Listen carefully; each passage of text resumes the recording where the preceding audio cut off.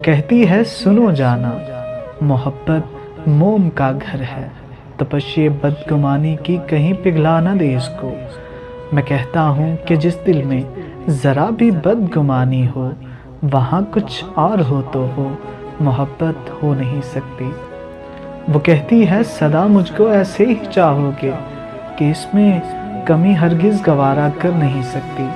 میں کہتا ہوں محبت کیا ہے، یہ تم نے سکھایا ہے، مجھے تم سے محبت کے سوا کچھ نہیں آتا۔ وہ کہتی ہے جدائی سے بہت ڈرتا ہے میرا دل، کہ تم سے ہٹ کر سوچنا اب نہیں ہے ممکن۔ میں کہتا ہوں یہی خدشے بہت مجھ کو ستاتے ہیں، مگر سچ ہے محبت میں جدائی ساتھ چلتی ہے۔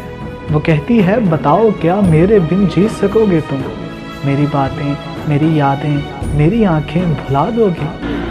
میں کہتا ہوں کبھی اس بات پہ سوچا نہیں میں نے، اگر ایک پل کو بھی سوچوں تو سانسیں رکنے لگتی ہیں۔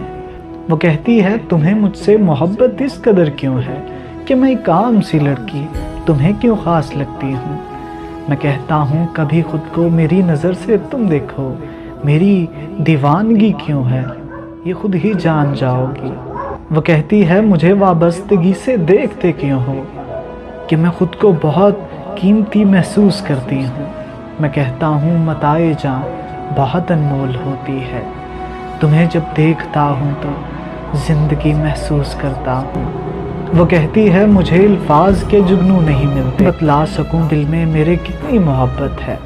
میں کہتا ہوں محبت تو نگاہوں سے چھلکتی ہے، تمہاری خاموشی مجھ سے تمہاری بات کہتی ہے۔ وہ کہتی ہے بتاؤ نا کسے کھونے سے ڈرتے ہو، بتاؤ وہ کون ہے جس کو موسم رلاتے ہیں۔